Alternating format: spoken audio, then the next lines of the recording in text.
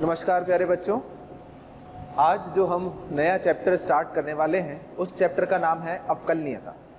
इस चैप्टर को पढ़ने से पहले आपने सीमा और सततता जो है ये दो चैप्टर पढ़े हैं और उसी के जो हम कुछ फॉर्मूले हैं या कुछ कंसेप्ट हैं उसी के माध्यम से हम आगे ये चैप्टर पढ़ने वाले हैं और ये भी काफ़ी इम्पॉर्टेंट चैप्टर है और इसमें कुछ ऐसे हिस्से हैं जिस पे काफ़ी क्वेश्चन बनाए जा सकते हैं और पहले के पेपर्स में आए भी हैं।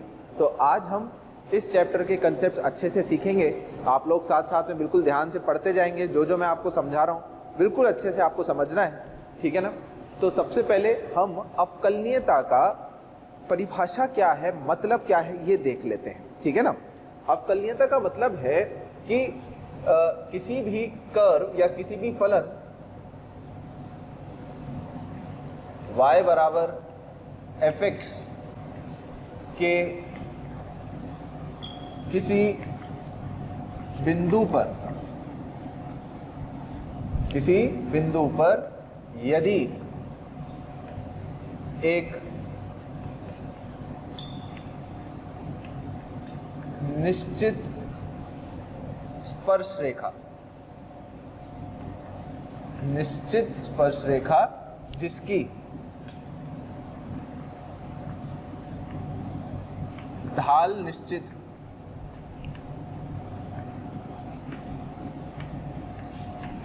खींची जा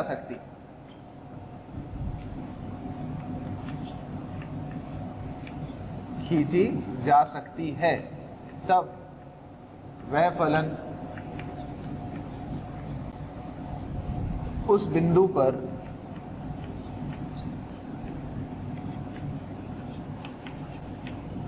अवकलनीय कहलाता है।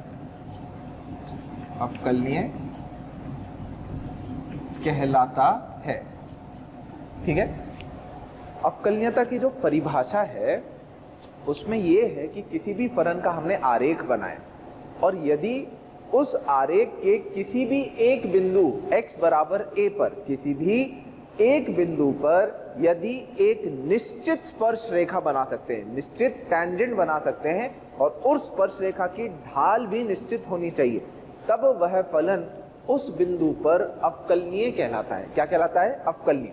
समझ में आ रही बात? मतलब अगर आज कोई भी एक मेरे पास फलन है जिसका आरेख मान लेते हैं कुछ इस प्रकार का है और यदि मैं उसके किसी एक बिंदु x बराबर a पर एक स्पर्श रेखा खींच सकूं जिसकी की ढाल निश्चित है, तो ये फलन इस बिंदु पर अवकलनीय कहलाता है। बेसिकली किसी भी फलन का अवकलज dy/dx किसी बिंदु x बराबर a पर, dy/dx किसी बिंदु x बराबर a पर उस बिंदु पर खींची गई स्पर्श रेखा के ढाल को दर्शाता है। किसको दर्शाता है? ढाल मतलब स्लोप ऑफ टैंजेंट। क्या बोलते हैं बेटा? स्पर्श रेखा की ढाल। ढाल का क्या मतलब होता है? ये जो स्पर्श रेखा धनात्मक x अक्ष की दिशा के साथ वामाव्रत दिशा में जो कोण बनाता है, थीटा कोण, उस थीटा का टैन लेने पर वो उसकी ढाल कहलाती है। तो अगर ये एक निश्चित वैल्यू के बराबर आ रही है तब वह फलन उस बिंदु पर अवकलनीय कहलाता है। ठीक है, ये है इसकी परिभाषा। अच्छा, अब ये जो अवकलनीयता है इसके दो प्रकार के मतलब निकलते हैं। अवकलनीयता के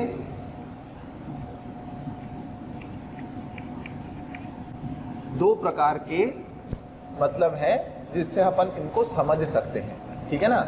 एक तो कौन सा मतलब है बेटा? एक तो है ज्यामितीय मतलब।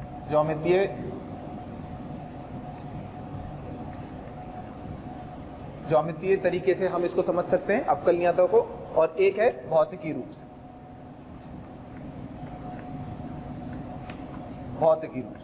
ठीक है ना। ज्योमेट्रिकल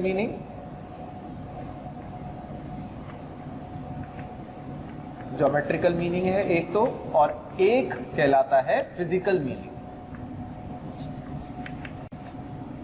ठीक है, ये फिजिकल मीनिंग वाला फिजिक्स में आपको समझना है, इंपॉर्टेंट हमारे लिए ये है, और इसी के थ्रू पूरा चैप्टर आगे बढ़ेगा। ठीक है, फिजिकल मीनिंग में तो मैं आपको जैसे इतना ही समझा सकता हूँ कि जैसे मान लीजिए डिस्प्लेसमेंट है x के बराबर, तो dx/dt जो होता है वो उसकी वेलोसिटी के बराबर होता है, dv/dt जो होता है वो एक्सेलरेशन के बराबर होता है। तो इस प्रकार से भौतिकी रूप वो है, वो अपन फिजिक्स में पढ़ते हैं। हमारे लिए इंपॉर्टेंट है ज्योमेट्रिकल मीनिंग। ज्योमेट्रिकल मीनिंग क्या है वो मैं थोड़ा सा आपको ब्रीफ आइडिया दे चुका हूँ इसी परिभाषा के अनुसार, कि अगर फलन अवकलनीय है तो किसी बिंदु पर उस फलन के लिए एक निश्चित स्पर्श रेखा खींची जा सकती है और उसका ढाल भी निश्चित होना चाहिए।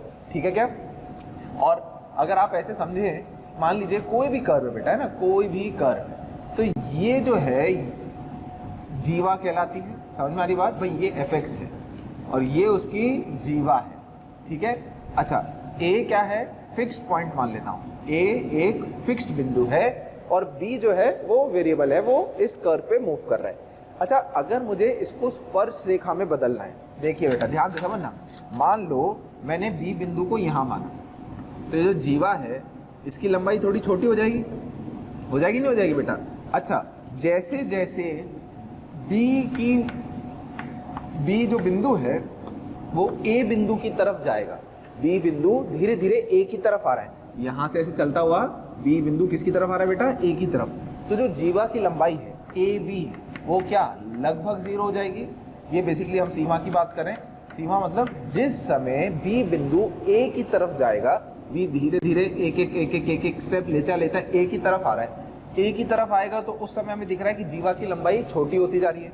और जिस समय b लगभग a के पास हो जाएगा तो वो जो जीवा होगी क्या वो स्पर्श रेखा में बदल जाएगी। तो जो जीवा होती है वो किस में कन्वर्ट होने लगती है बेटा? स्पर्श रेखा में। ठीक है ना? तो इसलिए हम बोलते हैं जीवा जो होता है, जो स्पर्श रेखा होती है वो जीवा का लिमिटिंग केस होता है। लिमिटिंग केस का मतलब यदि हम जीवा की लंबाई को सीमा चढ़ा दें कि वो लंबाई लगभग शून्य की तरफ जा रही है, वो शून्य की तरफ कैसे जाएगी? जब कोई एक बिंदु, जीवा का एक बिंदु दूसरे बिंदु की तरफ मूव करता जाए, उसकी तरफ बढ़ता चला जाए, तो हम देखेंगे कि जीवा जो है वो छोटी होते जब a b के एकदम नजदीक आ जाएगा तो जीवा लगभग किस में कन्वर्ट हो जाएगी? स्पर्श रेखा में कन्वर्ट हो जाएगी। ठीक है?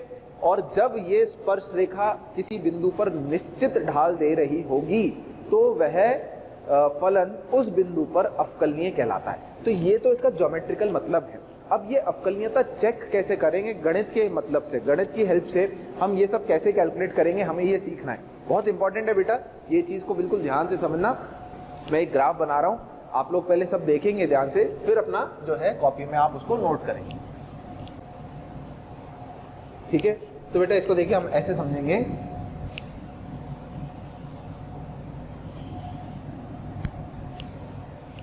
मान लेते हैं हम ये कोई एक ग्राफ बनाते हैं, ये फलन fx x के सापेक्ष ग्राफ है और ये जो बिंदु है ये x बराबर a पॉइंट, तो इस पर आउटपुट जो है वो f ऑफ a के बराबर। ठीक है? मैं इस बिंदु को a बिंदु नाम दे देता हूँ, तो इसके कोऑर्डिनेट्स, निर्देशांक a, f ऑफ a आ जाएंगे बेटा, ये a के कोऑर्डिनेट्स। अच्छा, यहाँ पर मैंने एक और बिंदु माना b जिसका x coordinate a plus h था, तो अगर इसका x निर्देशांक a प्लस h था तो y कोऑर्डिनेट कितना होगा? x की जगह a प्लस h रख दूंगा, तो f of a plus h इसका y कोऑर्डिनेट। अब मैंने a और b को आपस में जोड़ दिया। ठीक है? तो ए बी क्या हो गई बेटा? एक जीवा हो गई। ए बी क्या हो गई? जीवा हो गई। ठीक है? मुझे ये निकालना है, मैं इस बात की कंडीशन निकाल रहा हूं कि फलन x बराबर a पर अवकलनीय कब होगा। हम गणित की मदद से जब हमारे पास क्वेश्चन आएगा तो हम कैसे चेक करेंगे कि कोई फलन एक बिंदु पर अवकलनीय है या नहीं है। ठीक है? तो उसको चेक करने के लिए हमने अभी क्या देखा कि जीवा का लिमिटिंग केस, जीवा पे जब सीमा चढ़ा देते हैं कि b a की तरफ आएगा तो जीवा किस में कन्वर्ट हो जाएगी? स्पर्श रेखा में।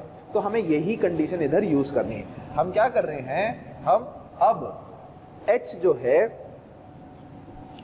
उसको लगभग किसकी तरफ लेके जाएंगे, धनात्मक की तरफ। ये आपने सीमा में पढ़ा था, h हमेशा एक बहुत ही छोटी धनात्मक संख्या होती है, तो a प्लस एच मतलब a प्लस एच a से बहुत थोड़ा सा आगे होगा।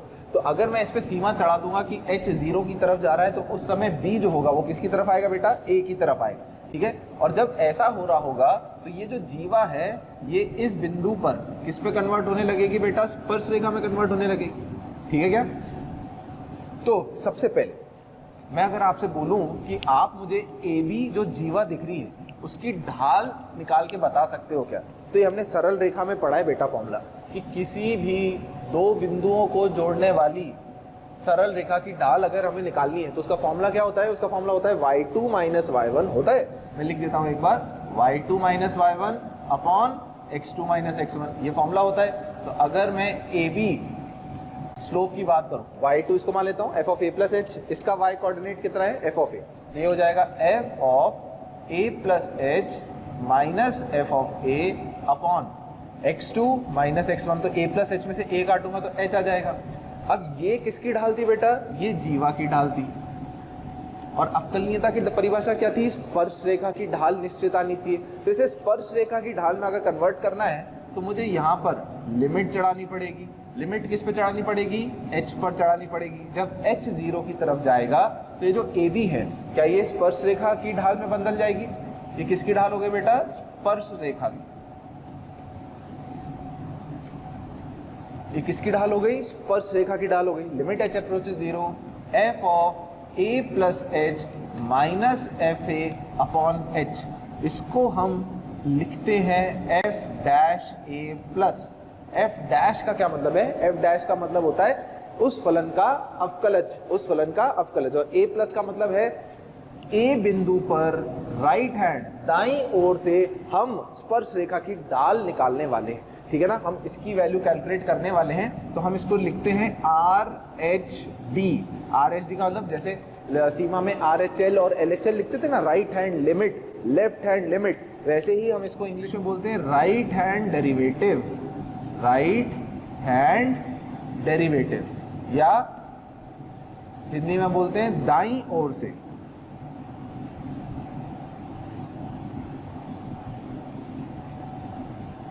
दाईं ओर से अवकलज, ठीक है। हमें इसका मान निकालना होगा, इसकी वैल्यू हमें कैलकुलेट करनी है। ये हो गई जब A के दाईं ओर से B बिंदु A की तरफ जा रहा था, तो जो जीवा की ढाल थी, लिमिट h अप्रोचेस 0 करते ही h ये पॉइंट लगभग इसके नजदीक आ गया, तो जीवा किस में बदल गई, स्पर्श रेखा में। तो स्पर्श रेखा की ढाल हमें मिल गई। ये स्पर्श रेखा की ढाल कैसी आनी चाहिए, निश्चित आनी चाहिए, ठीक है ना।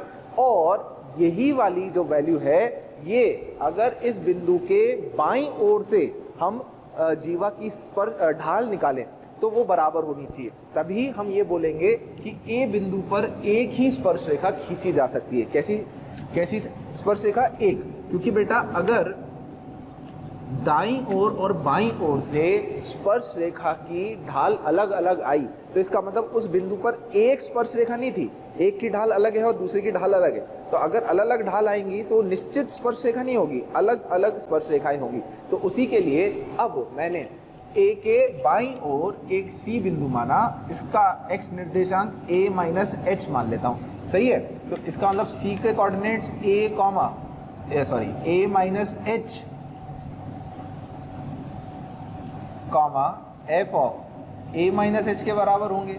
अब अगर आपने C और A को जोड़ा तो दोबारा से आपको एक जीवा मिलेगी, मिलेगी नहीं मिलेगी, उम्मीद करता हूँ ये आपको समझ में आ रहा होगा। अब मुझे इस जीवा को भी स्पर्श रेखा में लेकर जाना है। A तो निश्चित बिंदु था, तो मैं C को धीरे धीरे किसकी तरफ लेके जाऊंगा, A की तरफ लेके जाऊंगा, ठीक है। तो अगर अब मैं आपसे किसकी ढाल पूछूं बेटा, AC जीवा की ढाल पूछूं, फॉर्मूला वही लगेगा y2 minus y1 upon x2 minus x1।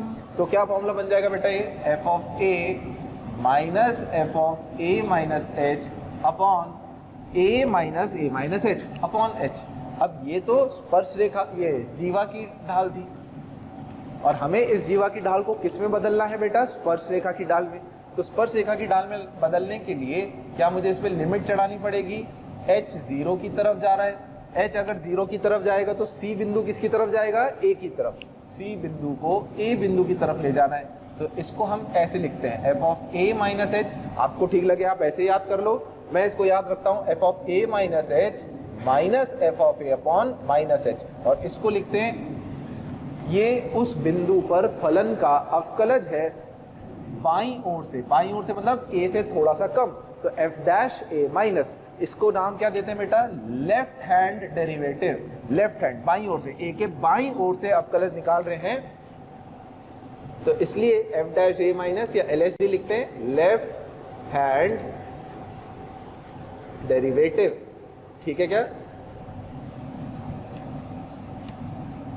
बाईं ओर से अवकलज। ठीक है, तो ये किसी भी एक बिंदु के दाईं ओर और बाईं ओर से अवकलज के फॉर्मूले हो गए।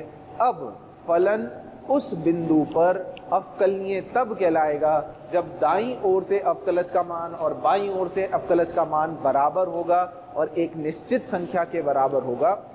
ठीक है ना, तो हम वो परिभाषा लिख लेते हैं कि गणितीय रूप से कोई भी फलन एक बिंदु पर अवकलनीय कब होता है, एफ एक्स एक्स बराबर ए पर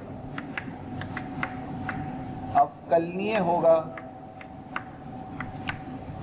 यदि f dash a plus is equals to f dash a minus is equals to एक निश्चित संख्या।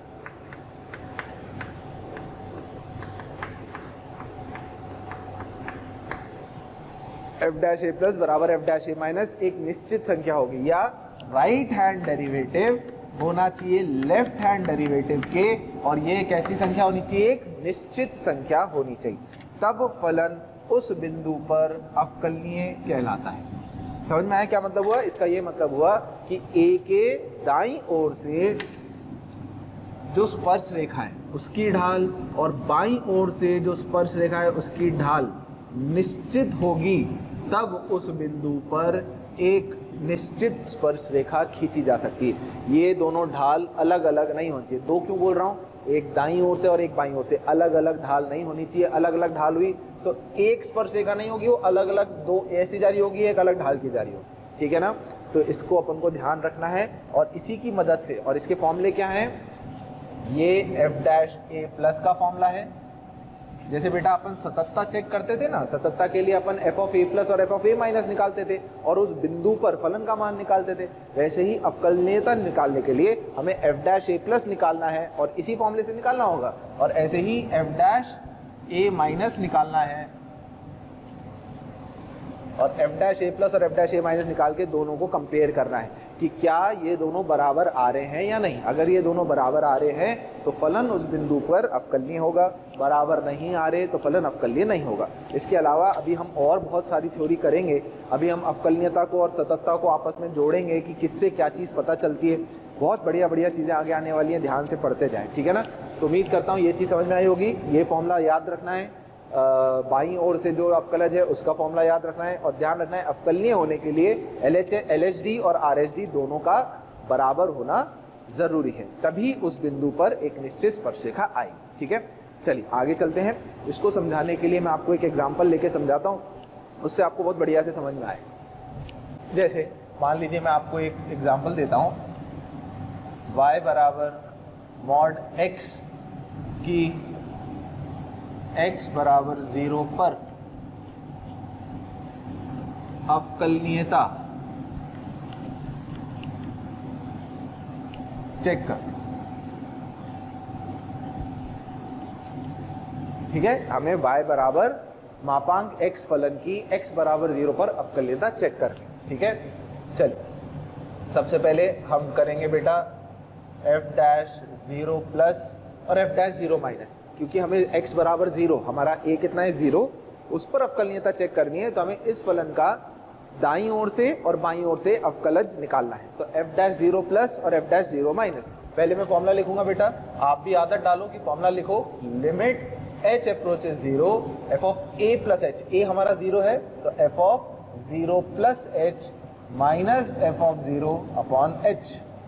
ठीक है, आगे चलते हैं, लिमिट h अप्रोचेज 0, फलन में x की जगह 0 प्लस h, तो mod 0 plus h, f of 0 0 ही है अपॉन h। अब h हमें पता है हमेशा एक धनात्मक संख्या होती है, तो 0 प्लस h, h क्योंकि धनात्मक है, मापांक में धनात्मक संख्या लिखी है तो मापांक प्लस चिन्ह से खुल जाएगा, तो ये बन जाएगा limit h approaches 0 h upon h। अब h एक निश्चित 0 तो होता नहीं है, 0 के नज़दीक है, तो ये दोनों आपस में कट के वैल्यू कितनी दे देंगे 1। ये किसकी वैल्यू आई बेटा, f डैश 0 प्लस। अब इसी प्रकार से हम क्या निकालेंगे, f dash 0 minus, f dash 0 minus. ये क्वेश्चन क्योंकि सबसे आसान है समझना, इसलिए मैं इसके हिसाब से बता रहा हूँ। Limit h approaches 0 f of 0 minus h minus f of 0 upon minus h, ये लिखा हुआ है फॉर्मूला। तो f ऑफ 0 माइनस h का क्या मतलब हो गया बेटा, फलन में x की जगह क्या रखेंगे 0 माइनस h, तो mod 0 minus h minus 0 upon minus h।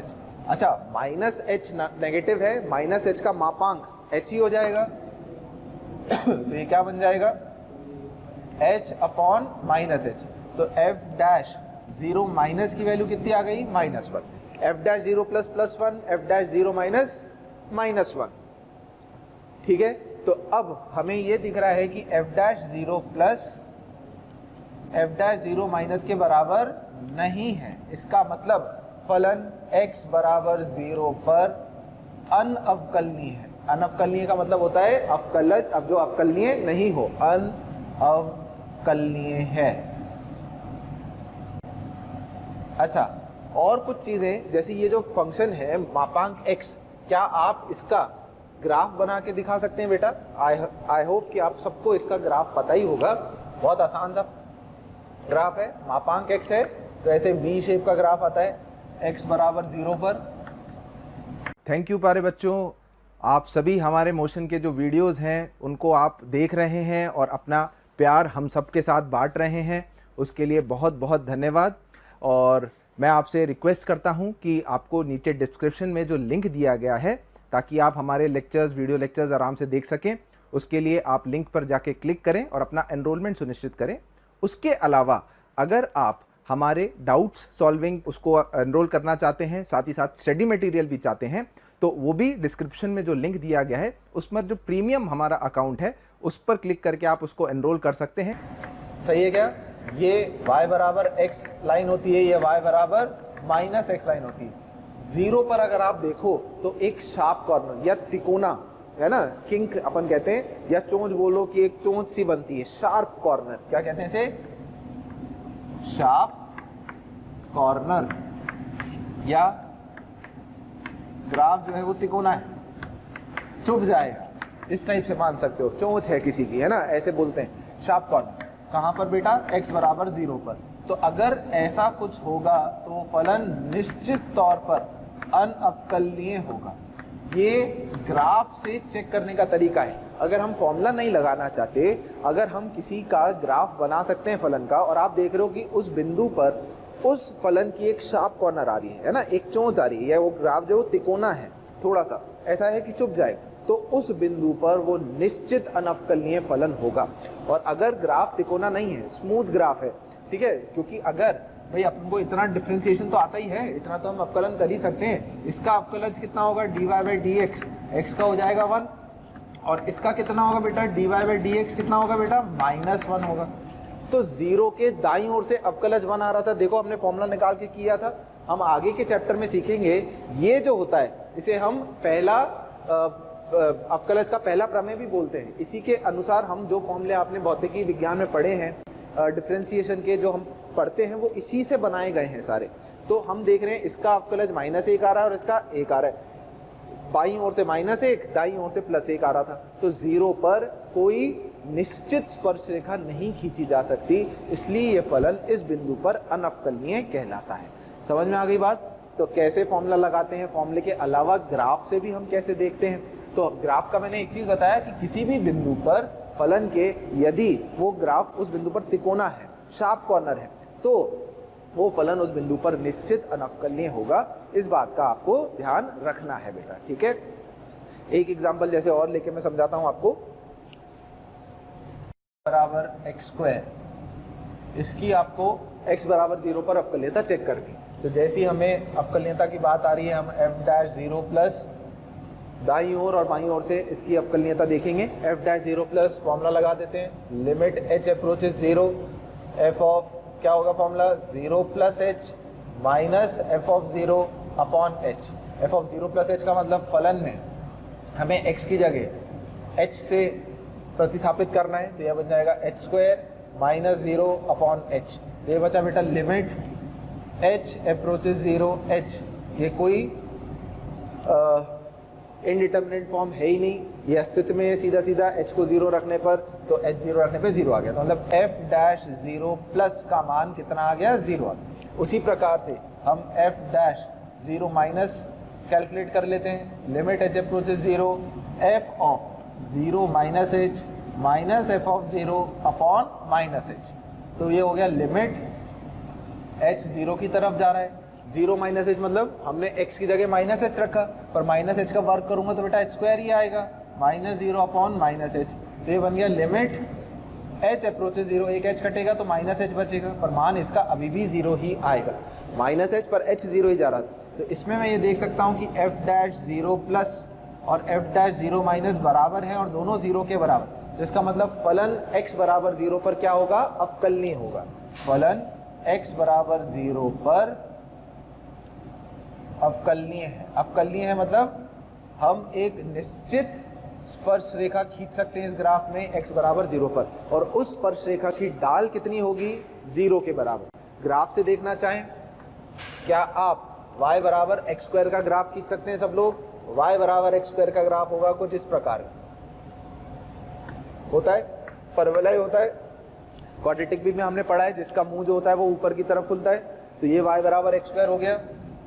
अच्छा, जीरो प्लस पर जो ढाल आ रही थी, जो अवकलज आ रहा था वो जीरो आ रहा था, और जीरो माइनस पर भी जीरो आ रहा, तो हम देख सकते हैं कि ये जो हमारी x अक्ष है, यही x बराबर जीरो पर क्या स्पर्श रेखा हो गई कि नहीं हो गई, बिल्कुल हो गई है ना, आप यही बताएंगे ध्यान से। अगर आप समझेंगे तो x बराबर जीरो पर स्पर्श रेखा है और एक निश्चित स्पर्श रेखा है और उसकी ढाल भी जीरो है, तो खींची जा सकती है, क्योंकि x बराबर जीरो पर कोई शार्प कॉर्नर नहीं है, ये ग्राफ तिकोना नहीं है, इसे कहते हैं स्मूथ ग्राफ है, ठीक है ना, एकदम स्मूथ ग्राफ है, यहाँ जीरो पर कोई शार्प कॉर्नर नहीं आ रहा है, इसलिए ये फलन इस बिंदु पर अवकलनीय है ना। कभी ग्राफ ना समझ में आए तो फॉर्मूला है ही हमारे पास, ग्राफ बना सकें तो ग्राफ बनाकर भी चेक करा जा सकता है, ठीक है।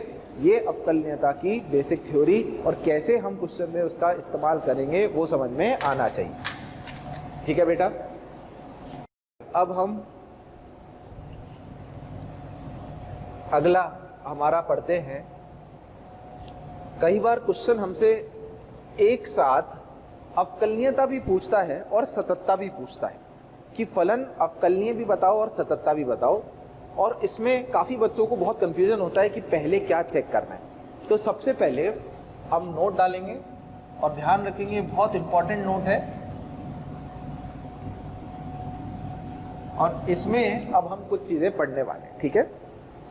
तो हम पढ़ रहे हैं अवकलनीयता व सततता में आपस में क्या संबंध है, ठीक है ना।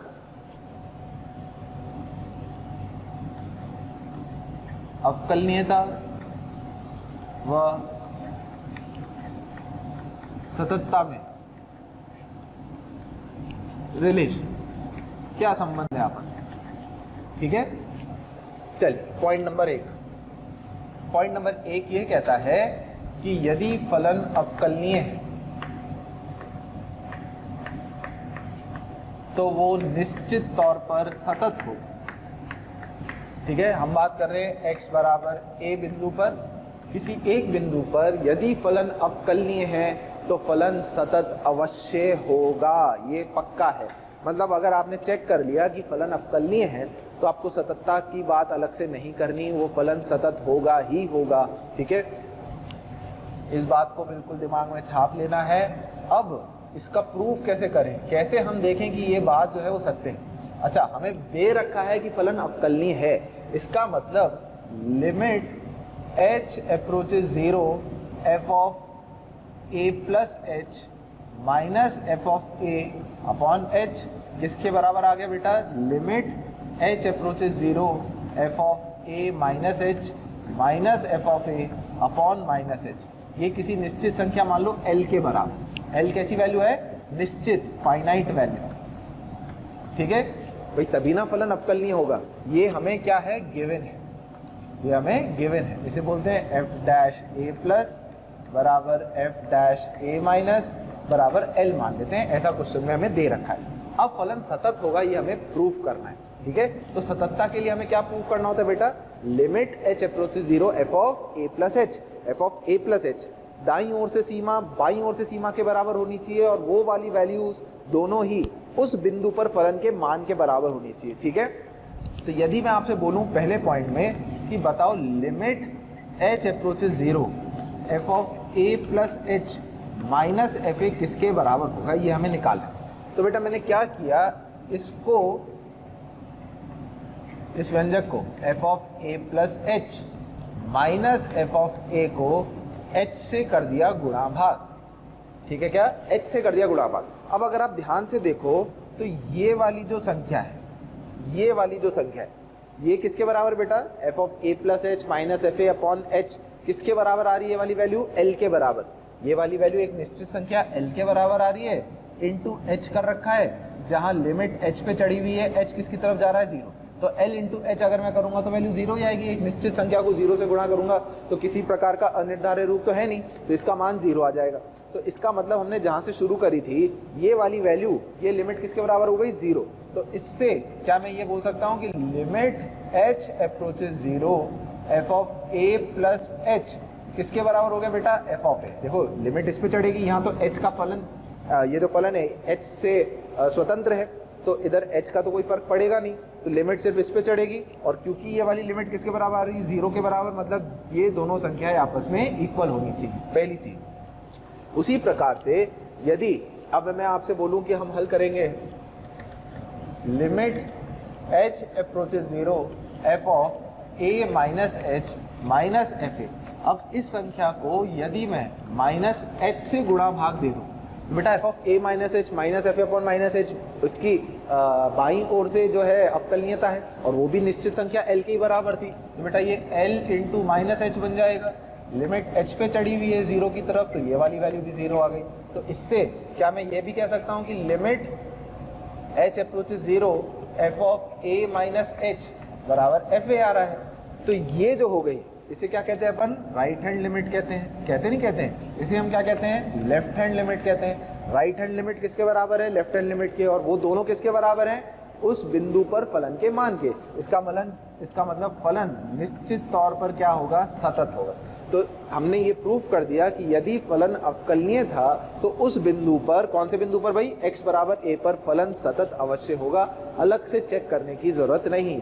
आप चाहो तो हमने जो अभी ग्राफ देखा था y बराबर एक्स स्क्वायर का जैसे ग्राफ था, आपने देखा था वो फलन अवकलनीय आ रहा था, अवकलनीय आ रहा था, तो उस बिंदु पर वो फलन सतत अवश्य था। अभी सिर्फ हम अवकलनीयता की बात करें, अनअवकलनीयता की बात नहीं कर रहे। अगर फलन अवकलनीय होगा तो वह सतत अवश्य होगा, ये बात समझ में आनी चाहिए। ठीक है बेटा? अच्छा, अब इसी का हम नोट का दूसरा बिंदु लिखेंगे कि यदि फलन सतत है तो ये निश्चित नहीं है कि वह फलन अवकलनीय भी होगा। ठीक है ना? सतत फलन अनअवकलनीय भी हो सकता है, ऐसा बिल्कुल जरूरी नहीं। मतलब आपने मान लीजिए फलन की सततता चेक करी पहले, और सततता चेक करके आपको पता पड़ गया कि फलन सतत था।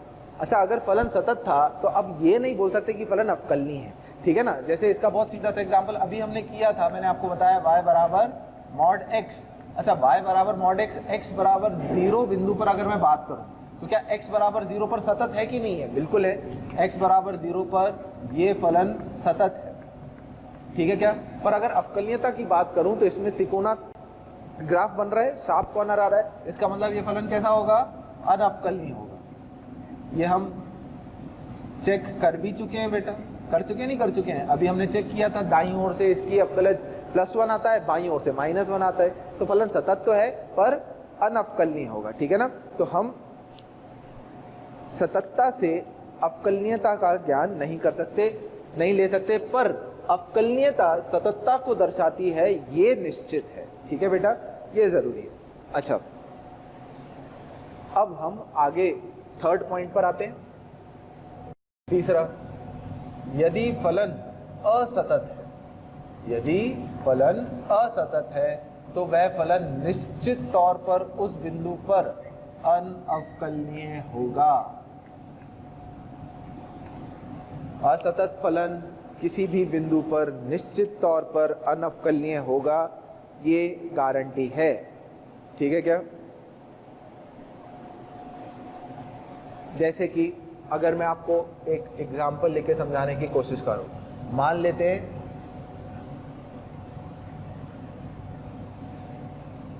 ये फलन असतत फलन है, x बराबर a बिंदु पर, मान लेते हैं थोड़ी देर के लिए ये वैल्यू 1 है और ये वैल्यू 2 के बराबर है। कैसा फलन है? असतत।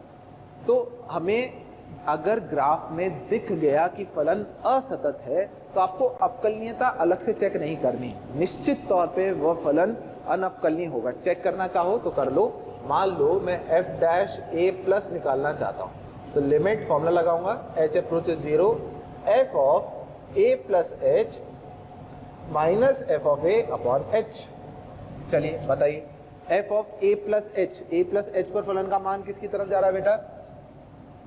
जल्दी बताओ, फलन का मान किसकी तरफ जा रहा है? a प्लस h पे। 2 से थोड़ा सा ज़्यादा होगा तो ये वाली वैल्यू 2 प्लस h हो गई, माइनस f ऑफ a पर निश्चित वैल्यू 1 है तो ये 1 के बराबर हो गई, और h से भाग देना है। तो ये कितना हो गया बेटा? Limit h approaches 0, 1 plus h upon h।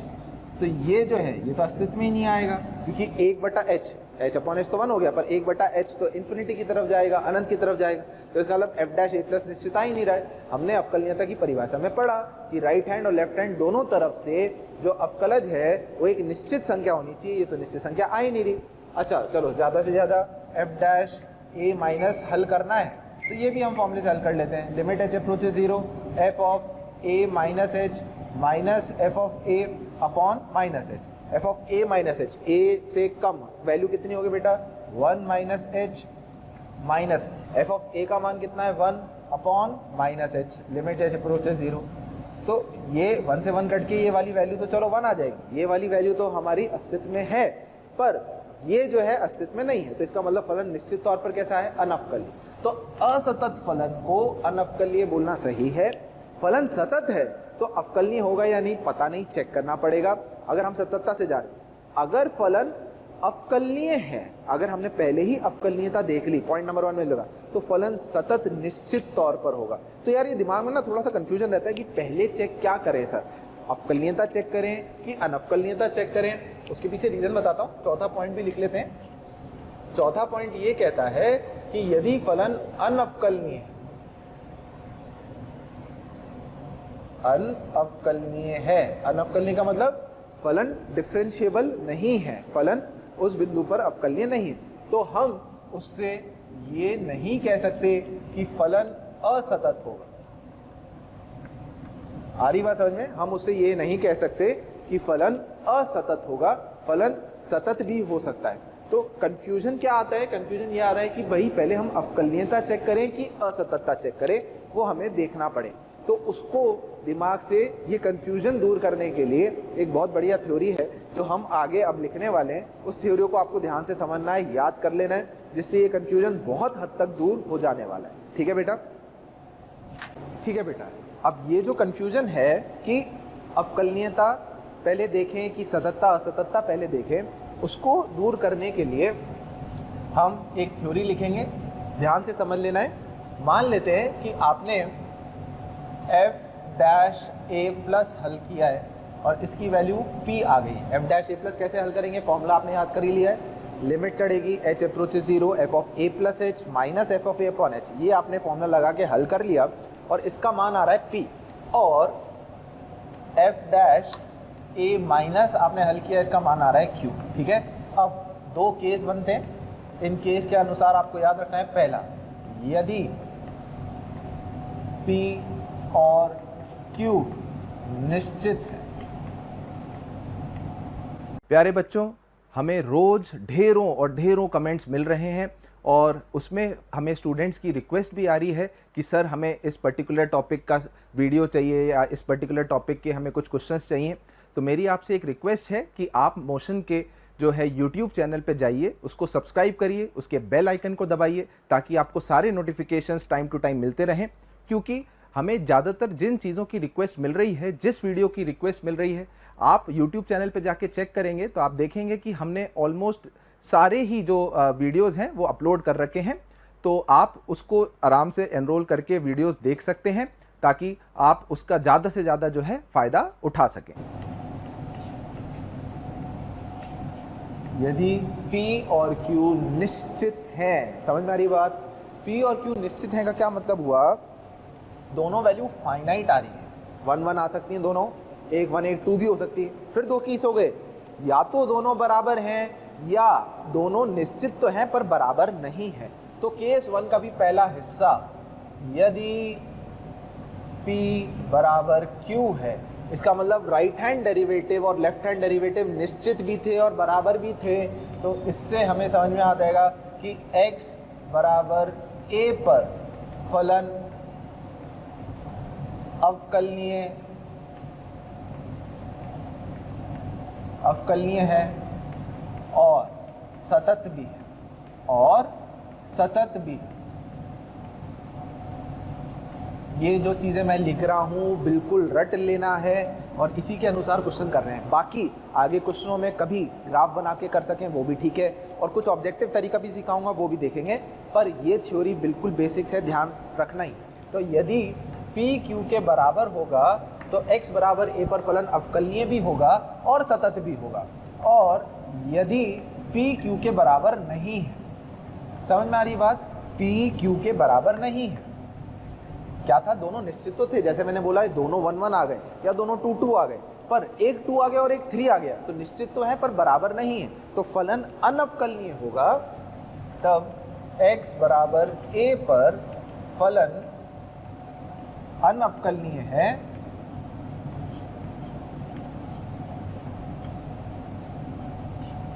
पर सतत है, ये ध्यान रखना है। इसका मतलब ऐसा कब होता है?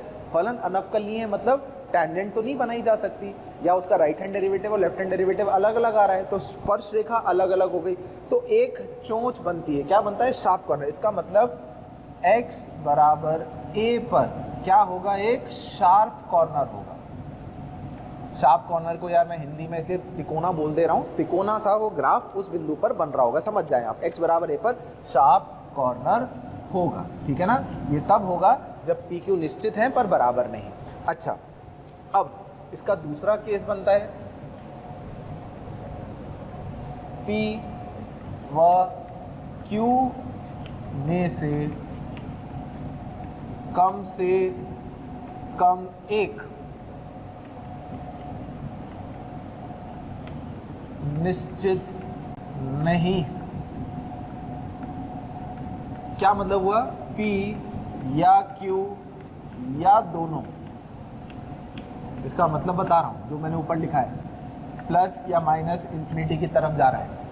P या Q में से दोनों या कोई एक भी अस्तित्व में नहीं है, या इन्फिनिटी या माइनस इन्फिनिटी जा रहा है, तो x बराबर a पर फलन निश्चित तौर पर अनवकलनीय तो होगा, निश्चित तौर पर अनवकलनीय होगा, पर सततता अलग से चेक करनी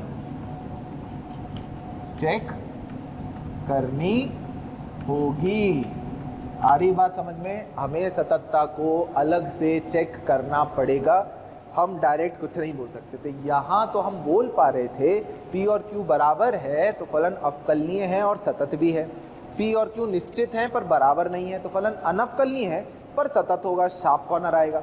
अगर P या Q में से कोई एक अस्तित्व में ही नहीं आ रहा है तो अनवकलनीय तो हो गई, अब सततता की बात नहीं कर सकते। अब हमने सततता में जो पढ़ा पहले, तो हमें लिमिट अलग से निकालनी होगी, राइट हैंड लिमिट और लेफ्ट हैंड लिमिट, और उस बिंदु पर फलन का मान, और फिर चेक करना होगा कि फलन सतत है या नहीं है। ठीक है, उम्मीद करता हूँ आपके समझ में आ रही होगी ये चीज़।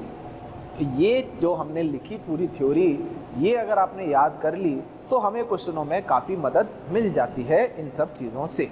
ठीक है, तो हमें मतलब लगाना पहले यही वाले फॉर्मूले हैं, एफ डैश ए प्लस की एफ डैश ए माइनस ए, उसी से हमारा काफ़ी क्वेश्चन हल हो जाएंगे। और यदि हम ग्राफ बना सकें तो बहुत ही बढ़िया है, ग्राफ खींच के भी बहुत सारी चीज़ें हल करी जा सकती हैं। ठीक है, तो अब हम आगे कुछ प्रश्न करने वाले। अच्छा, अब ये तो एक बिंदु पर अवकलनीयता की बात हो गई। अब एक अंतराल में फलन कब अवकलन होगा, अवकलनीय होगा या नहीं होगा, उसकी भी थ्योरी लिख लेते हैं, फिर हम क्वेश्चन करते हैं। ठीक है, तो अगला अब आप लिखेंगे एक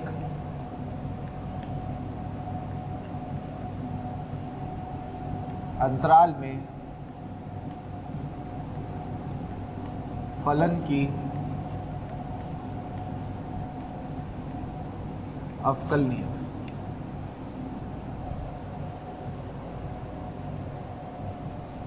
एक अंतराल में किसी फलन की अवकलनीयता। ठीक है, इसमें भी पहला है यदि x एक खुला अंतराल a से b में हम बात करें, अगर एक खुले अंतराल a से b में हम बात करेंगे तो फलन अवकलनीय होगा इस अंतराल में। अभी तो हमने एक बिंदु पे बात करी,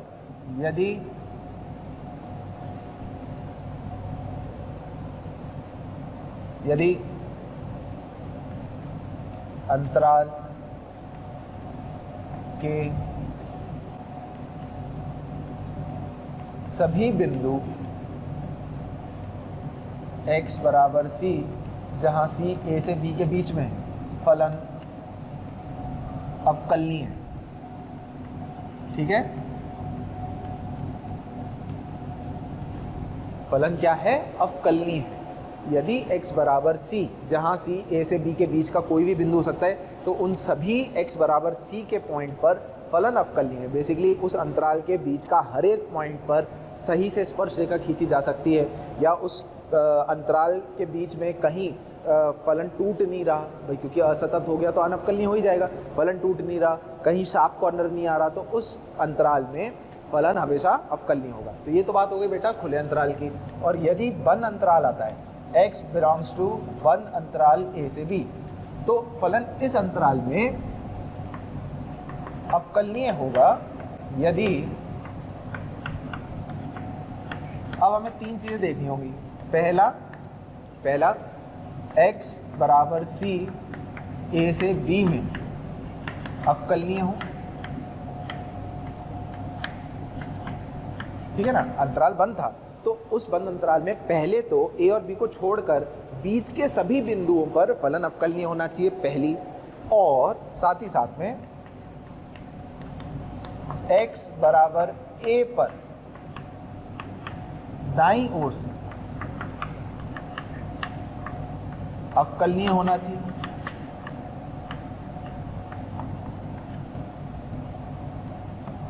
ये बेटा कुछ कुछ जैसे सततता में था वैसा ही हो गया।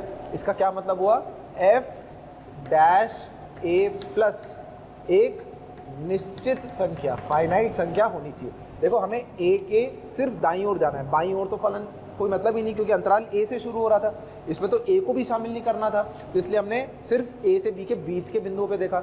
इसमें क्योंकि a शामिल करना था तो हम f डैश a प्लस देखेंगे। अगर f डैश a प्लस एक निश्चित संख्या आ गई तो फलन उस बिंदु पर दाईं ओर से अवकलनीय होगा। और उसी प्रकार से x बराबर b पर बाईं ओर से अवकलनीय होना चाहिए। ठीक है बेटा, तो जब अंतराल में कोई बिंदु शामिल हो जाता है, तो अगर b बिंदु पे अंत बिंदु है, b पे बात कर रहे हैं तो उसके बाईं ओर से, और a शुरुआती बिंदु था तो इसके दाईं ओर से हमें अवकलनीयता चेक करनी है, अवकलनीय होना चाहिए। ठीक है, तो ये किसी अंतराल में चेक करने का तरीका है, मतलब f डैश b माइनस एक फाइनाइट या निश्चित संख्या होनी चाहिए। ठीक है बेटा, इसका अपन ध्यान रखें। अब हम कुछ क्वेश्चंस करेंगे। थ्योरी तो हमने सब लिख ली, काफ़ी सारी थ्योरी लिख ली है, आप लोगों ने भी उम्मीद करता हूँ सब अच्छे से नोट डाउन कर लिया होगा। चाहो तो एक बार दोबारा से पढ़ सकते हो, ताकि हमें कहीं क्वेश्चन करते समय दिक्कत ना आए। वैसे मैं क्वेश्चन में सब समझाता जाऊँगा दोबारा आपको। तो हम करते हैं अपना क्वेश्चन नंबर पहला। मान लीजिए फलन हम लेते हैं f(x) बराबर मॉड लॉग x, ठीक है, और इसमें x बराबर 1 पर अवकलनीयता चेक कर। ठीक है, हमें इसकी x बराबर 1 पर अवकलनीयता चेक करनी, ठीक है। तो पहले हम करते हैं बेटा फॉर्मूले से, क्योंकि हमें फॉर्मूले का भी इस्तेमाल करना अच्छे से आना चाहिए। ग्राफ बना सकते हैं, ग्राफ से भी करें। तो हमें चेक करना है इसमें f'1 प्लस और f'1 माइनस। पहले फॉर्मूला लिखेंगे, limit h approaches 0 f of 1 plus h minus f of 1 upon h, ठीक है क्या। f ऑफ 1 प्लस h मतलब यहाँ x की जगह कितना आ जाएगा बेटा, limit h approaches 0 log 1 plus h का मॉड माइनस f ऑफ 1 कितना होगा, log 1 कितना होता है 0, अपॉन में कितना हो गया बेटा h। अच्छा, log 1 प्लस h, log का आधार e है 1 से बड़ा, 1 प्लस h का मतलब 1 से बड़ी संख्या। जब 1 से बड़ी संख्या आएगी तो मॉड मतलब log जो होगा वो 1 से बड़ा होगा, log धनात्मक होगा, log 1 plus h base e धनात्मक होगा, तो मापांक प्लस साइन से खुलेगा। तो क्या बन जाएगा बेटा, ये limit h approaches 0 log 1 plus h upon h। ध्यान से देखो, क्या सीमा में हमने इसका कोई एक स्टैंडर्ड फॉर्मूला होता था, यही फॉर्मूला था log 1 plus x upon x। जब x 0 की तरफ जाता है तो ये वाला मान 1 की तरफ जाएगा, तो ये वाली वैल्यू कितनी होगी बेटा, 1 होगी। अब हम निकालेंगे बाईं ओर से अवकलनीयता इसकी चेक करेंगे, तो limit h approaches 0 f of 1 minus h minus f of 1 upon minus h। f of 1 minus h मतलब log 1 माइनस h का मापांक आएगा। अच्छा, log 1 माइनस h जो होगा, क्या 1 से छोटी संख्या है उसका नंबर, तो इसलिए वो नेगेटिव साइन से खुलेगा। तो मैं एक स्टेप डायरेक्ट लिख लेता हूँ, limit h approaches 0 minus log 1 minus h, क्योंकि 1 माइनस h नेगेटिव था तो मापांक माइनस चिन्ह से खुला, f ऑफ 1 0 है ही, अपॉन माइनस h, ठीक है। अब अगर हम लिमिट का फॉर्मूला देखना चाहते हैं तो log 1 plus x upon x होता है, तो जो x है, यहाँ x है माइनस x, तो उसी से भाग देना है। तो ये वाली वैल्यू 1 हो गई और बाहर माइनस लिखा है, तो इसका मान -1 हो गया।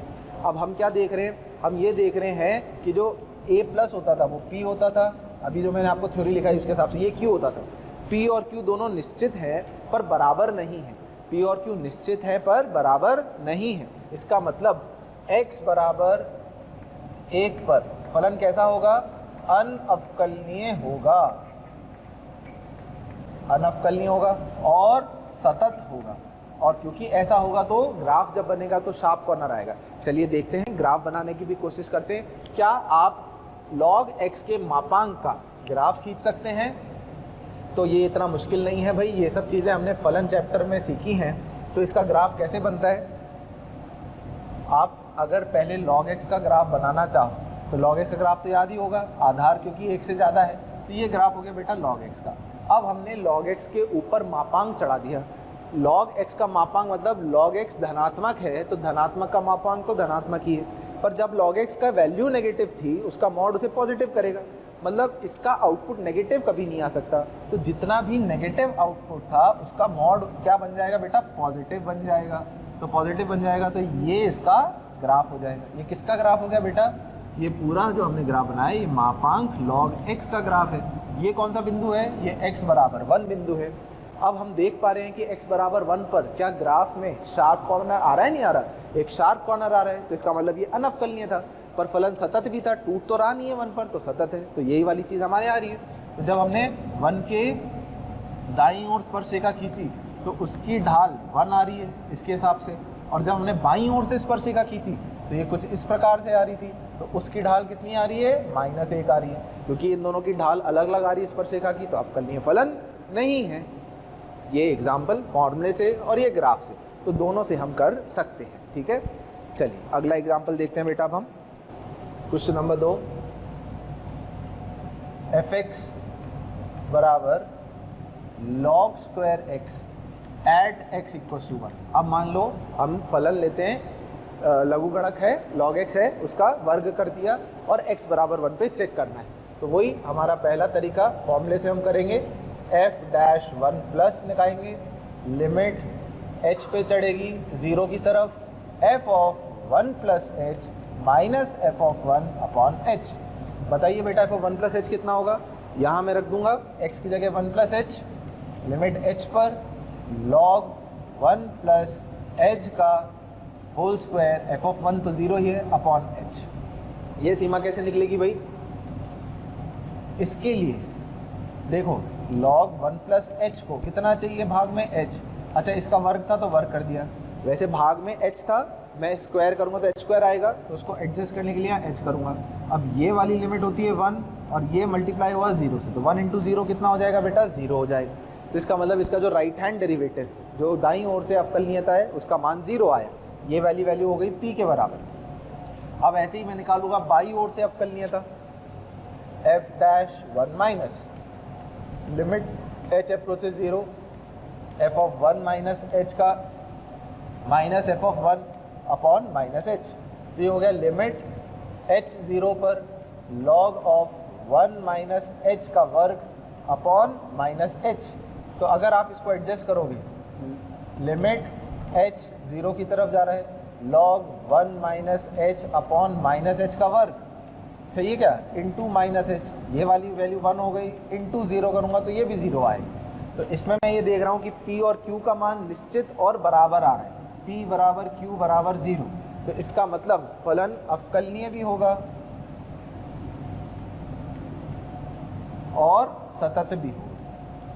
ठीक है।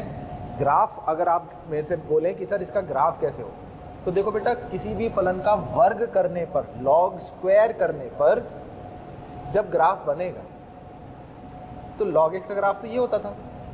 अच्छा, धनात्मक संख्या का वर्ग तो धनात्मक ही है। ये देखो, ये log इस ये x बराबर 1 के आगे फंक्शन पॉजिटिव है तो पॉजिटिव का स्क्वायर तो पॉजिटिव ही रहेगा, पर जब नेगेटिव वैल्यू का स्क्वायर करूँगा तो वो हो जाएगी पॉजिटिव।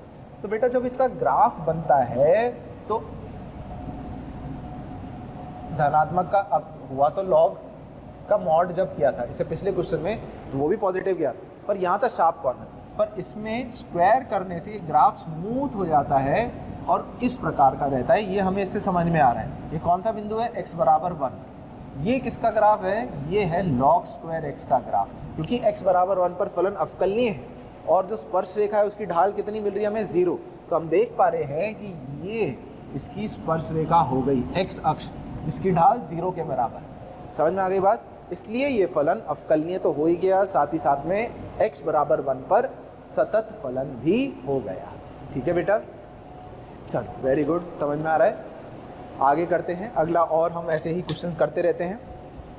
तो आप, अब मैं जो क्वेश्चन लिख रहा हूँ खुद एक बार कोशिश करेंगे, आप फॉर्मूले से भी करने की कोशिश करेंगे, ग्राफ बना पाएंगे तो ग्राफ बना के भी देख सकते हैं। ठीक है, चलिए अगला क्वेश्चन लिखें।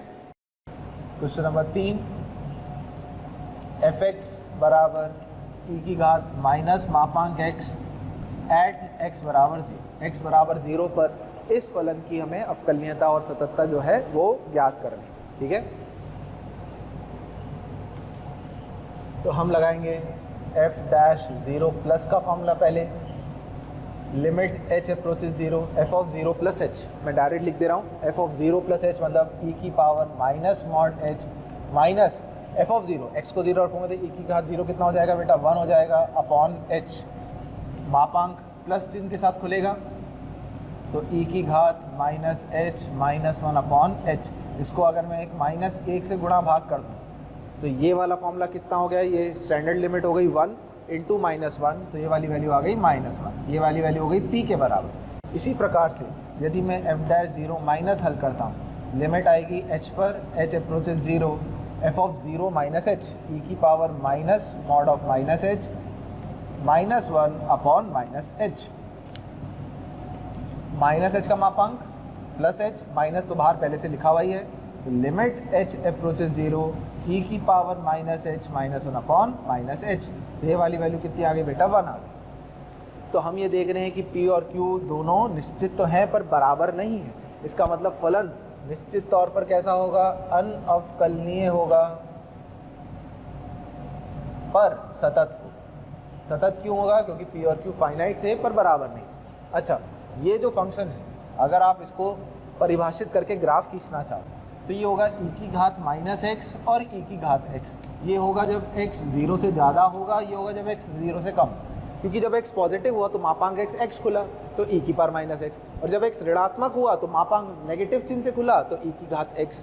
अब अगर मैं आपसे ग्राफ पूछूं तो बेटा एक तो होता है e की घात x का ग्राफ और एक होता है e की घात, गलत हो गया, ये इसी बिंदु से गुजरेगा,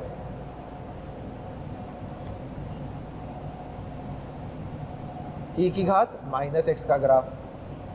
अब हमें e की घात x का ग्राफ तो लेना है जब x ऋणात्मक है, तो x ऋणात्मक में हमने ग्राफ ले लिया, और e की पावर माइनस x का ग्राफ लेना है जब x धनात्मक है, तो हमने ये ग्राफ लिया। आ गई बात समझ में? ये हो गया x बराबर 0 पर। अब हमें इसकी ज़रूरत नहीं है, तो हम चाहें तो इनको हटा भी सकते हैं। इधर लिख लेते हैं, ये e की पावर x है, ये e की पावर माइनस x है। तो x बराबर 0 पर क्या ये फलन दिख रहा है हमें? शार्प कॉर्नर आ रहा है, तिकोना ग्राफ बन रहा है, तिकोना बन रहा है, तो अनवकल्य होना ही था, पर टूट नहीं रहा, तो ये फलन सतत फलन होगा। एक काम और कर सकते हो, क्या आप इसका अवकलज निकाल सकते हो? आई थिंक इतना आता होगा। तो इसका अवकलज कितना होगा बेटा? D Y by D X, e की घात माइनस एक्स और माइनस एक्स का माइनस 1। इसका D Y by D X कितना होगा अगर निकालना चाहो तो? इसे हम कहते हैं ऑब्जेक्टिव तरीका, ई की घात एक्स। अब x बराबर 0 पर अगर हम इसकी बात करें, तो x बराबर 0 पर D Y by D X कितना हो जाएगा बेटा? माइनस 1। ये है दाईं ओर से, देखना जरा, दाईं ओर से हमने निकाला था माइनस 1 ही आ रहा था, वो माइनस 1 ही आया। बाईं ओर से e की घात x, जब हमने x को 0 रखा, तो D Y by D X किसके बराबर आ रहा है बेटा? 1 के बराबर। x को 0 रखने पर दोनों बराबर नहीं आ रहे, तो हम यहाँ से भी बोल सकते हैं। तो एक ये तरीका भी होता है, ग्राफ बन जाए, या फलन को हम अगर अवकलज कर सकें, फॉर्मूले अगर आपको आते हैं, तो आप उनका डिफ्रेंशिएशन करके भी आगे बढ़ सकते हो। ठीक है बेटा? तो मैं आपको काफ़ी सारे देखते जाएं, आप तरीके बताते जा रहा हूँ जिससे हम चेक कर पा रहे हैं। तो ये तो कुछ स्टैंडर्ड क्वेश्चन है, इजी से क्वेश्चन है ना, जल्दी से, जिससे हमें थोड़ा फील आ जाए। धीरे धीरे अब हम और अच्छे अच्छे क्वेश्चंस करते जाएंगे, ठीक है, जिससे आपकी बढ़िया से और प्रैक्टिस होती जाएगी। चलिए अगला क्वेश्चन देखते हैं। अगला क्वेश्चन है,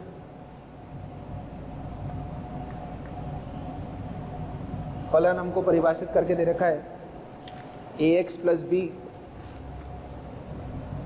बच्चों, अगर आपको हमारे द्वारा बनाए गए वीडियोस, हम जो उसमें आपको पढ़ा रहे हैं, वो पसंद आए, तो आप उन वीडियोस को ज़रूर शेयर करिए, लाइक करिए और शेयर करिए, ताकि वो वीडियोस ज़्यादा से ज़्यादा ज़रूरतमंद बच्चों तक पहुंच सके और वो सब भी उन वीडियोस से अपने आप का फ़ायदा जो है वो ले सकें। आप लोगों का ढेर सारा स्नेह और प्यार देखकर हमारी पूरी मोशन की टीम जो है वो बहुत मोटिवेटेड है, और हम उतने ही मोटिवेशन से आपके बेहतरमंद के लिए बहुत ही अच्छे वीडियोस बनाने की कोशिश कर रहे हैं, और हम पूरी कोशिश कर रहे हैं कि आपको ज़्यादा से ज़्यादा और बेहतर से बेहतर कंटेंट प्रोवाइड किया जा सके। यदि x माइनस 1 या उससे कम है और ax cube plus x plus 2b, यदि x माइनस 1 से ज़्यादा है, यदि f x belongs to r सभी वास्तविक मानों के लिए अवकलनीय है, तब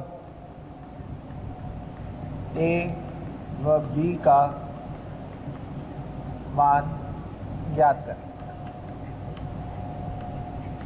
ये प्रश्न, फलन सभी x के मानों के लिए अवकलनीय भी है, तो हमें a और b का मान ज्ञात करना है। ठीक है? अच्छा देखिए, इस प्रकार के प्रश्न में जिस बिंदु पर परिभाषा बदली, कौन सा बिंदु है? -1, हमें उस पर इसकी अवकलनीयता का चेक करना होगा, क्योंकि 1 से कम संरेखीय फलन है। संरेखीय मतलब स्ट्रेट लाइन हमेशा अवकलनीय होगा। -1 के बाद एक बहुपद क्यूबिक फलन है, तो उसका ग्राफ भी हमेशा अवकलनीय होता है। जहाँ परिभाषा बदली, वहाँ उसके शार्प कॉर्नर होने के या असतत होने की दिक्कत आ जाए, तो हम उसी बिंदु पर इसकी अवकलनीयता की बात करते हैं। तो पहला तरीका मेथड 1 बेसिक्स के थ्रू, फिर दूसरा ऑब्जेक्टिव, जिससे हम थोड़ा जल्दी क्वेश्चन कर पाएंगे। दोनों हम सीखते हैं। ठीक है? तो पहला हमें f'-1 प्लस ज्ञात करना है। f'-1 प्लस क्या होगा बेटा? Limit h approaches 0 f of -1 plus h minus f of -1 upon h। -1 plus h का मतलब हो गया x -1 से ज़्यादा। तो जब x -1 से ज़्यादा है, तो परिभाषा यहाँ से लिखी जाएगी। तो ये क्या बन जाएगा? लिमिट h 0 की तरफ जा रहा है, इधर x की जगह मुझे -1 प्लस h रखना है, प्लस x की जगह -1 प्लस h रखना है, plus 2b minus f of -1 बराबर, तो यहाँ पर है, तो यहाँ x को -1 रखूँगा, तो वैल्यू कितनी आ रही? -a plus b upon h। ये इस प्रकार से बना, ठीक है बेटा। अब इसको हम करते हैं थोड़ा सा हल। Limit h approaches 0 a times h minus 1 का whole cube a minus B का whole cube a cube minus B cube minus 3ab into a minus B, ये बन जाएगा बेटा। फॉर्मूला मैंने पूरा लगा के खोल दिया है। -1 plus h plus 2b minus a b plus a divided by h, ठीक है बेटा। अच्छा, अगर फलन अवकलनीय है तो क्या ये वाला जो मान है निश्चित होना चाहिए था, नहीं होना चाहिए था? तो सबसे पहले हम ये देख लेते हैं कि इसमें पद जो है वो कौन कौन से बच रहे हैं। देखो h क्यूब है, एक ही पद है, तो जब h से भाग दूंगा तो a h स्क्वायर बचेगा। h स्क्वायर का एक ही टर्म आ रहा है, तो जब हम इसको h से भाग देंगे तो -3ah बचेगा। h के पद एक ये आ रहा है और एक ये आ रहा है, इनमें से अगर मैंने h कॉमन लिया तो क्या बचेगा बेटा? 3a प्लस 1 बचेगा, तो प्लस 3a प्लस 1 बचेगा। h से भाग देने पर h कट गया। उसके अलावा कुछ कांस्टेंट बच रहा है। कांस्टेंट में क्या क्या बच रहा है देख लेते हैं। -a प्लस a, तो ये -a से प्लस a तो कट जाएगा, ये सारे पद हो ही गए। अच्छा, यहाँ पे b बचा है और एक -1 बचा है, प्लस b -1 अपॉन h, ये पूरा लिमिट के बाहर आ गया। और ये वाली वैल्यू कैसी होनी चाहिए बेटा? फाइनाइट होनी चाहिए। अब आपको ये समझना है कि जब h को 0 रखोगे तो ये 0 हो जाएगा, ये 0, ये निश्चित संख्या है। इसको अगर निश्चित होना है तो ये तभी होगा जब b 1 के बराबर, क्योंकि अगर ऐसा नहीं हुआ, b 1 के बराबर नहीं हो, तो उसका ऊपर वाला हिस्सा 0 नहीं होगा। और अगर कोई चीज़ 0 नहीं है, उसको लगभग 0 से डिवाइड दूंगा तो अनंत की तरफ जाएगी, तो ये पूरी लिमिट कभी फाइनाइट आ नहीं सकती। तो हमें एक चीज़ समझ में आ गई कि b का मान तो 1 हो ही गया, और साथ ही साथ में f डैश -1 प्लस की वैल्यू 3a प्लस 1 के बराबर आ गई। समझ में आ गई बात? इसी प्रकार से अब हम निकालेंगे f डैश -1 माइनस, इसका फॉर्मूला क्या होगा? Limit h approaches 0 f of -1 minus h minus f of -1 upon -h। -1 minus h का मतलब -1 से छोटा, -1 से छोटा मान यहाँ से जाएगा, तो इसमें मैं x की जगह -1 माइनस h रख देता हूँ। a times -1 minus h plus b minus f of -1 के value -a plus b upon -h। Limit h approaches 0 -a minus ah plus, अच्छा b का मान तो बना ही गया, तो +1 प्लस a माइनस b मतलब -1 अपॉन -h। a से a कट जा रहा है, 1 से 1 कट जा रहा है, -ah अपॉन माइनस ये कट के वैल्यू a के बराबर है। तो ये वाली वैल्यू बेटा किसके बराबर हो गई? ये f डैश -1 माइनस हो गई। अब अगर फलन अवकलनीय है तो f डैश -1 प्लस और f डैश -1 माइनस बराबर होने चाहिए, मतलब 3a प्लस 1 का मान a के बराबर। यहाँ से a का मान कितना हो गया? -1/2। तो हमें a और b का वैल्यू निकालना था, हम a की वैल्यू भी निकाल चुके -1/2 और b की वैल्यू भी निकाल चुके 1, ठीक है क्या? तो ये बेटा पूरा पहला मेथड है जिसमें हमने कुछ नहीं, सब सही से फॉर्मूले लगाए, फिर सीमा की अस्तित्व में होने के लिए जो जो कंडीशन हम सीख चुके हैं पहले वो हम करते जा रहे हैं। इसको अस्तित्व में होना है तो निश्चित ही b -1 0 होना चाहिए, तो सीमा की वैल्यू जो आ गई वो 3a प्लस 1 आ गई। इसी प्रकार से f डैश -1 माइनस निकाला, अवकलनीय होने के लिए राइट हैंड डेरिवेटिव और लेफ्ट हैंड डेरिवेटिव दोनों को बराबर करके a का मान भी निकाल लिया, ठीक है? ये था बेटा पहला तरीका। अच्छा, इस प्रश्न को करने का दूसरा तरीका, उसे हम कहते हैं ऑब्जेक्टिव तरीका है और बहुत कारगर है, बहुत फास्ट आप उससे हल कर सकते हो। तो अब हम वो सीखते हैं कि हम कैसे उसका यूज़ करें।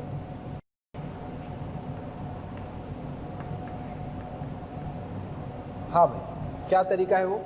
देखिए, अगर क्वेश्चन बोल रहा है कि फलन अवकलनीय है तो इसका मतलब f dash -1 plus f dash -1 minus के बराबर होगा। f डैश का क्या मतलब होता है? अवकलज, उसका अवकलज करना फलन का। तो बेटा मैं फलन जब दे रखा है तो उसका अवकलज तो कर ही सकता हूँ। तो अगर मैं f डैश -1 प्लस पूछूँ तो मतलब इस फलन का मुझे अवकलज करना है। इसका अवकलज कितना होगा बेटा? 3ax² प्लस 1 के बराबर होगा। और ये f dash minus one minus के अवकल है जो कि a है, इसके बराबर होना चाहिए। और हम ये किस बिंदु पे बात कर रहे हैं, x बराबर -1 पर। तो जैसे ही आपने x को -1 रखा तो आपको एक समीकरण मिला 3a + 1 बराबर a। देखो बेटा, इतनी मेहनत करने के बाद पिछले वाले में यहाँ जाकर एक समीकरण मिला था 3a + 1 बराबर a, जो वहाँ डायरेक्ट मिल गया। तो क्या यहाँ से मुझे a की वैल्यू मिल गई? अब a की वैल्यू मिलने का मतलब एक काम तो हमारा खत्म। अब हमारे पास b की वैल्यू बचती है, तो कैसे आई? क्योंकि फलन अवकलनीय है। तो अभी हमने थ्योरी में पढ़ा कि फलन सतत भी होगा, ये भी निश्चित है। एक फलन जिस बिंदु पर अवकलनीय होता है तो फलन उस बिंदु पर सतत भी होता है। सतत किस पर? x बराबर -1 पर। तो इसका मतलब -1 पर फलन का जो मान है, और जहाँ फलन टूट रहा है तो -1 के आगे जाकर फलन की वैल्यू भी सेम होनी चाहिए। तो x को अगर मैं -1 रख दूँ तो -a + b की वैल्यू, इसमें x को -1 रखने पर -a -1 + 2b के बराबर आ गया। -a से तो कट गया, तो यहाँ से b का मान किसके बराबर आ गया? 1 के बराबर। ये देखो, वहाँ से b का मान वहाँ नहीं आ रहा था।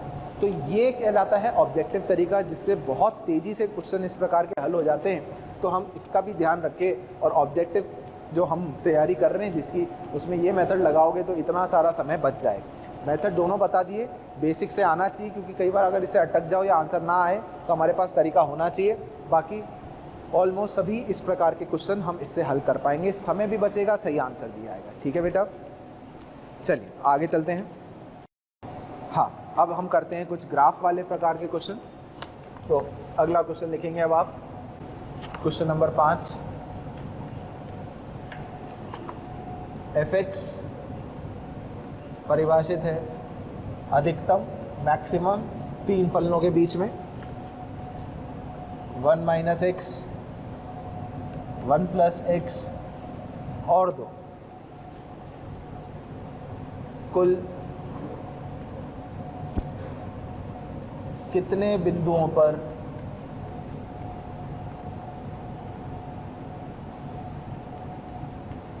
f अनवकलनीय?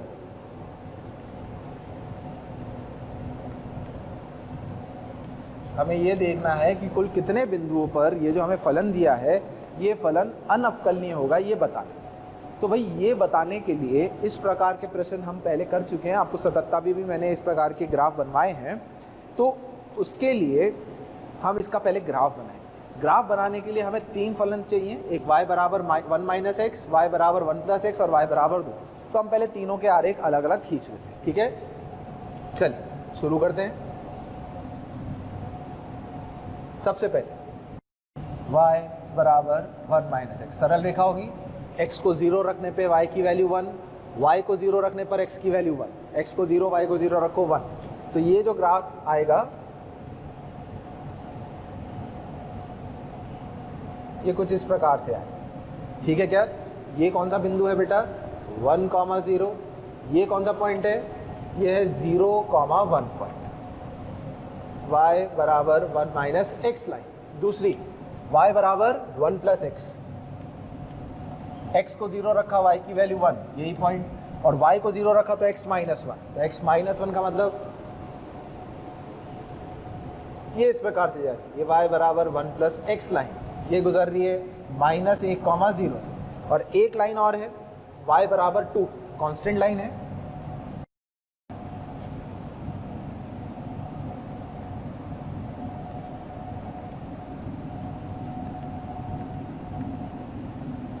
y बराबर 2 लाइन।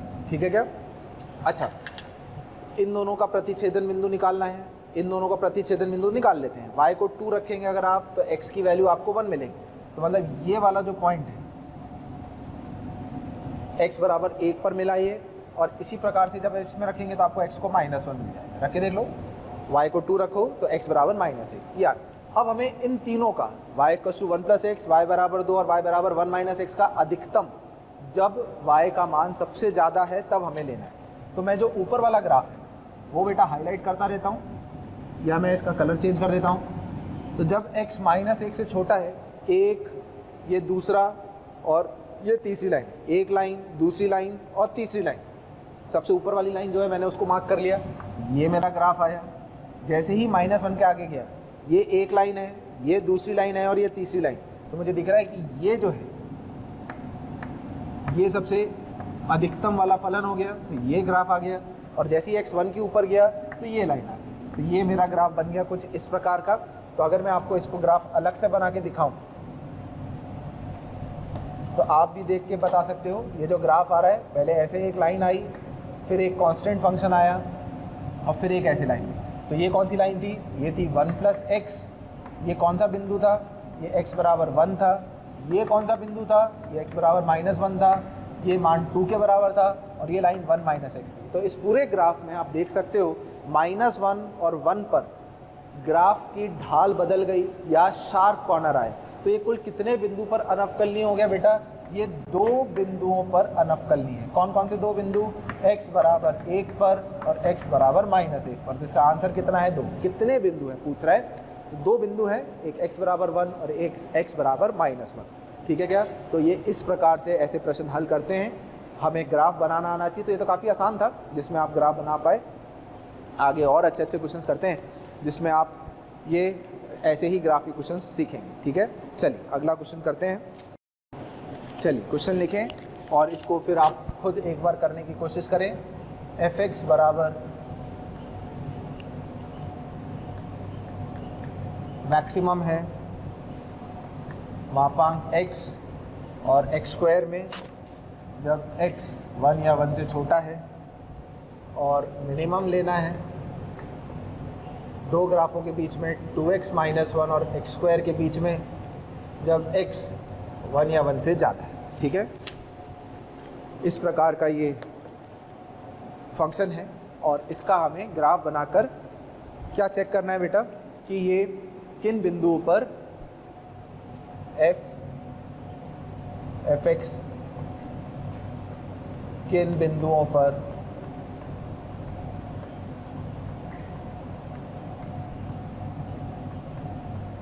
अनवकलनीय, ये हमें देखना है। तो हम पहले इन दोनों का ग्राफ बना लेते हैं। y बराबर मापांक x और y बराबर x²। ठीक है, ये हमारे लिए पहले आसान रहेगा। चलिए शुरू करते हैं।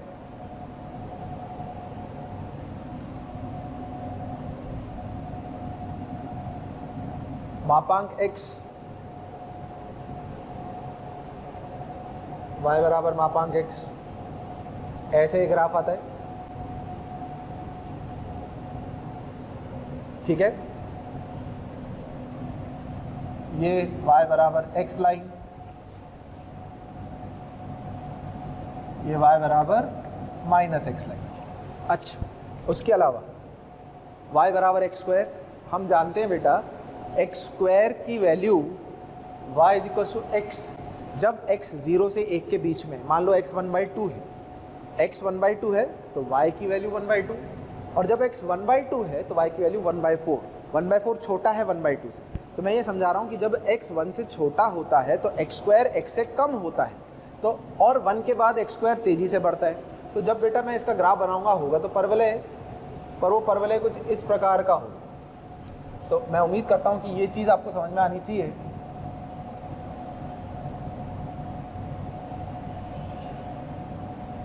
कि ये ग्राफ कैसे बनाया गया है। ये जब ग्राफ हमने बनाया है तो हमने इस बात का ध्यान रखा है कि x² जब x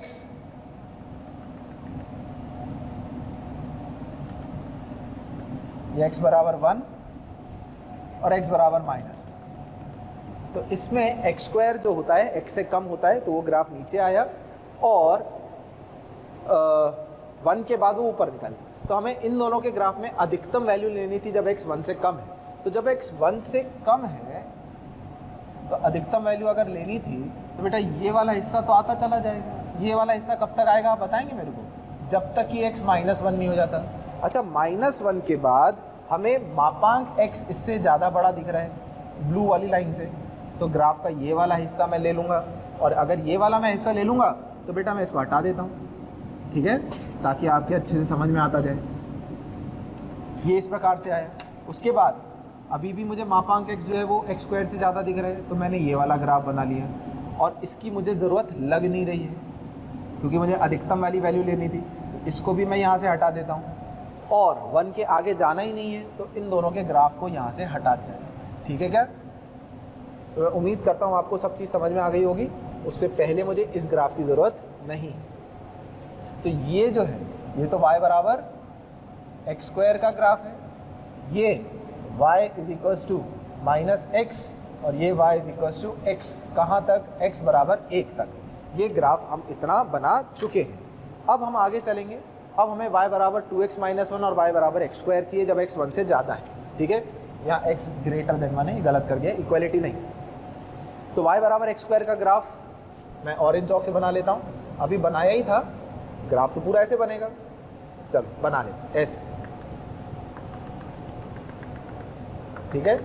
तो उम्मीद करता हूँ आपको दिख रहा होगा, ये जा रहा है। और एक चाहिए y बराबर 2x माइनस 1। x बराबर 1 रखने पर क्या हो रहा है बताएंगे। x को 1 रखने पर y की वैल्यू इसमें 1 आ रही है, तो x को 1 रखने पर y की वैल्यू 1 ही आ रही है। अच्छा, ये जो y बराबर x है, अच्छा आगे क्या होगा, x बढ़ाऊंगा 2 रखूंगा तो y की वैल्यू 3 हो जाएगी, तो धीरे धीरे बढ़ती चली जाएगी, ठीक है। अब जब मैं और x को 0 रखने पे y माइनस 1 आ रहा है, x को 0 रखने पे y माइनस 1, तो ये ग्राफ कुछ इस प्रकार से जा रहा होगा, ठीक है क्या। ये बिंदु सेम है। अच्छा, इसकी ढाल y बराबर x और y बराबर 2x माइनस 1 की ढाल में इसकी ढाल ज़्यादा है। इसकी ढाल कितनी है, m बराबर 2 और y बराबर x की ढाल कितनी है, m बराबर 1। तो यहाँ से जब ग्राफ में बनाऊंगा तो इससे ज़्यादा ढाल वाली एक लाइन खींचूंगा जो इस प्रकार से जा रही है, ठीक है क्या। अच्छा, ये दोनों कहाँ इंटरसेक्ट कर रहे हैं ये हम देख लेते हैं, ताकि हमें समझ में आ जाए कि कहीं ये आगे ऐसा तो नहीं कि वो कहीं काट के जा रहा है। तो इससे हमारे पास 2x square minus 2x plus 1 is equal to 0 आ, ठीक है क्या। x माइनस 1 का होल स्क्वायर 0, तो ये x बराबर 1 पर दोनों ग्राफ इंटरसेक्ट कर रहे हैं, तो वो हमें दिख गया। तो बेटा एक तो ये हो गया y बराबर एक्स स्क्वायर और ये हो गया 2x माइनस 1। तो x जब 1 से ज़्यादा है तो इन दोनों में हमें मिनिमम मतलब छोटी वैल्यू चाहिए, तो छोटी वैल्यू तो ये हरे वाले ग्राफ से आएगी। समझ में आ गई बेटा।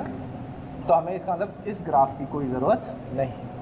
तो ये हो गया पूरा इसका graph, X square minus X Y equals to X और 1 के आगे y is equals to 2x minus 1। अब हमें बताना है कि किन किन बिंदुओं पर ये फलन अनवकलनीय है। तो बेटा किन किन बिंदु पर अनवकलनीय हो गया, कहाँ का शार्प कॉर्नर दिख रहा है, -1 पर, क्योंकि इसका डेरिवेटिव कितना होगा, इसका डेरिवेटिव 2x होगा। x को -1 रखोगे तो डेरिवेटिव -2 आ जाएगा, इसका डेरिवेटिव -1 है। तो दोनों का अवकलज अलग अलग है, ढाल अलग अलग है, तो शार्प कॉर्नर वैसे भी दिख रहा है। तो एक तो x बराबर -1 पॉइंट हो गया, एक हमें x बराबर 0 पर शार्प कॉर्नर दिख रहा है, चोंच दिख रही है तो 0 हो गया, और एक x बराबर 1 पर दोनों की ढाल अलग आ रही है, इसकी ढाल 1 और इसकी ढाल 2, तो 1 पॉइंट x बराबर 1 है। तो ये फलन इन 3 बिंदुओं पर अनवकलनीय फलन बन गया। कुल कितने बिंदु हैं, 3 हैं, कौन कौन से वो भी लिखा गया है, ठीक है क्या। इस ग्राफ की भी जरूरत नहीं, क्योंकि हमें x बराबर 1 के आगे की बात कर, ठीक है बेटा। तो थोड़ा सा ये ग्राफ से करने पड़ते हैं प्रश्न, जिससे हम अच्छे से इनको समझ पाएं। बच्चों, अगर आप चाहते हैं कि आपको हमारे द्वारा पढ़ाए गए वीडियोस, स्टडी मटेरियल या और भी कुछ चीज़ों की ज़रूरत है वो आप तक पहुँचे, तो आप नंबर 18002121 वापस रिपीट करता हूँ, 18002121 पर कॉल करिए। कोई भी क्वेरी है आप इस पे कॉल करिए, आपकी क्वेरी का पूरा समाधान मिलेगा।